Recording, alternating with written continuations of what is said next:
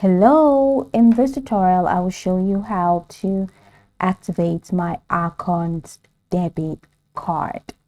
Now the first thing I'd like you to do is to open your preferred web browser and navigate to acorns.com. Then click on the login button located at the top right corner of the home page, which is just here. If you're not already signed in, enter your registered email address and password, then click login to access your account. Because of certain restrictions, I'm unable to create an account on Acorns, but I'm going to show you how to get the job done. Now, once logged in, you'll be directed to your account dashboard. Right there in the dashboard, locate and click on the check-in option, which is in the main navigation menu. Now, this will take you to your Acorns check-in account overview. In the check-in account section, find and click on the gear icon situated in the top right corner.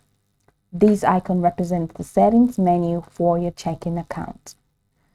Within the settings menu, look for the option labeled Activate Card and click on it. Then follow the on-screen prompt to proceed with the activation process. When prompted, go ahead and enter the last 4 digits of your Acorns Visa debit card. Confirm your entry and proceed to the next step, which I'm going to show you, which is to set your PIN. You'll be prompted to set a personal identification number, which is the PIN for your debit card. So go ahead and choose a secure 4-digit PIN that you remember and enter it as instructed. Confirm your PIN to complete the setup. After successfully setting your PIN, you'll receive a confirmation message indicating that your Acorns Visa debit card has been activated. Your card is now ready for use. And that's it. Your Acorns Visa debit card is now activated and ready for transactions. Remember to keep your PIN secure and never share it with anyone. And of course, if you encounter any issues during the activation process, don't hesitate to reach out to the Acorns support for assistance.